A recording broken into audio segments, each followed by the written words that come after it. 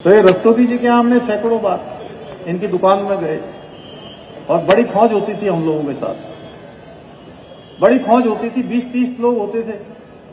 अब किसी अच्छे होटल में हम लोग जा नहीं सकते थे शिव जी, वहां जाते तो इतने पैसे, इतना जेब अलाउ नहीं करती थी भाई बहनों। मैं यहाँ आके आप लोगों के बीच में आज पहली बार मुझे थोड़ा अपने पुराने दिन स्मरण हो रहे हैं। तो हम कहाँ जाते थे 10 रुपए में, ये जो हमको पूरे भरपेट जो है रस्तोगी जी जो है कड़ी और चावल और राजमा खिला देते थे और एक ही प्लेट में पेट भर खिला देते थे।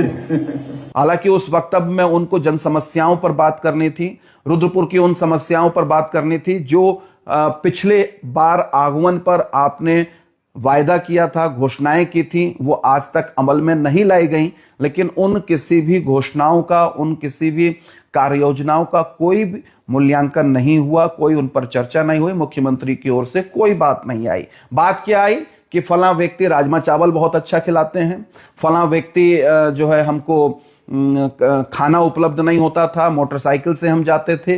वो दिन सारे याद कर रहे थे। अब अगर हम धामी जी की उसी बात को सही मान लें जो वो कहते हैं कि हम जब 10 और 20 कार्यकर्ता हुआ करते थे, हमारे पास इतने पैसे नहीं होते थे कि हम ठीक से होटल में बैठकर खाना खा लें और हम 10 रुपए के राजमा चावल से पेट भर लेते थे। अब ये देखने में और सुनने में तो बात बड़ी प्यारी सी लगती है कि यार वो क्या दिन रहे होंगे 2004-05 के, जब धामी साहब आते होंगे और 10 रुपए में खाना खाते होंगे।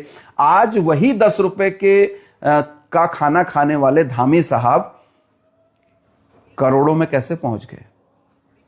कभी आप ये बात कर सकते हैं, सोच सकते हैं कि कहां से इतनी पूंजी आ गई होगी कि आज 5 स्टार, 3 स्टार, 7 स्टार से नीचे कहीं खाना खाना वो पसंद नहीं करेंगे। कपड़े लत्ते से लेकर, गाड़ी घोड़े से लेकर पूरी लाइफ स्टाइल में इतनी वृद्धि कहां पर हो गई, कैसे हो गई?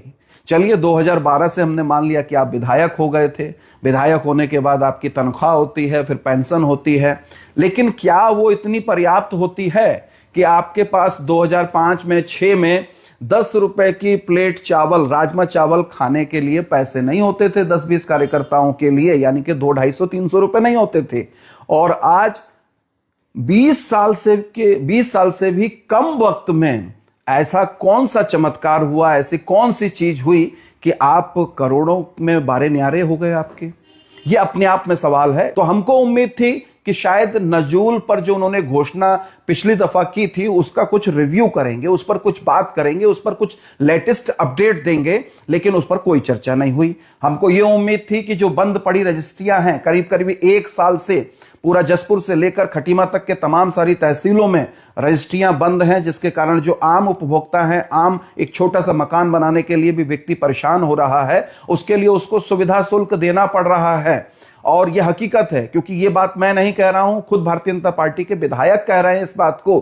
तो आप समझिए कि उस पर भी कोई चर्चा नहीं होती। और हम ये उम्मीद लगा के बैठे थे कि शायद रजिस्ट्रियां खुल जाएंगी और रजिस्ट्रियों के खुलने के बाबत कोई आदेश तत्काल जिलाधिकारी महोदय को माननीय मुख्यमंत्री साहब देंगे, लेकिन ऐसा नहीं हुआ। जनपद उधम सिंह नगर की जो सड़कें हैं वो लगातार खूनी सड़कों में तब्दील हो रही हैं, सड़कें लाल हो रही हैं, बेकसूरों के खून से वो जो है तरातर हो रही हैं। तो उन मुद्दे पर कुछ कहेंगे। सीवरेज की समस्या रुद्रपुर की बहुत विकराल समस्या बनी हुई है, उस पर कोई बातचीत आएगी, लेकिन ऐसा नहीं हुआ। तमाम स्वास्थ्य सेवाओं से लेकर जो बुनियादी मुद्दे हैं उन पर कहीं कोई बात मुख्यमंत्री साहब की नहीं हुई। मुख्यमंत्री साहब की जो लच्छेदार बातचीत आपने सुनी वो खाने पीने, राजमा चावल और पहनने ओढ़ने से लेकर आने जाने पर चली गई। मुख्यमंत्री का यह दौरा महत्वपूर्ण दौरा था, तो इस पर राजमा चावल से लेकर अन्य दूसरी तीसरी चीजों पर क्या खाते हैं, कैसे खाते थे, क्या नहीं खाते थे, ये बात की बात है।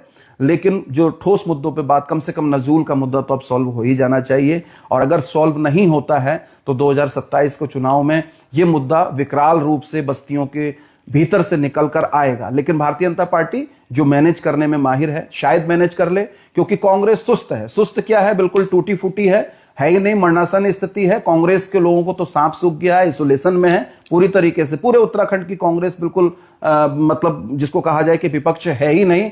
और एक तरीके से भारतीय जनता पार्टी को फिर से वॉक ओवर देने की कोशिशें हो रही है। मुझे तो कभी कभी यह संदेह होता है कि कहीं भारतीय जनता पार्टी के शीर्ष नेताओं से कांग्रेस का जो नेतृत्व है वो भी कहीं मिला हुआ तो नहीं है, कहीं सेटिंग गेटिंग तो नहीं है, बोले तुम ही करते रहो, तुम ही करते रहो, कोई बात नहीं, हम अपना आराम से जो चल रहा है चलता रहेगा।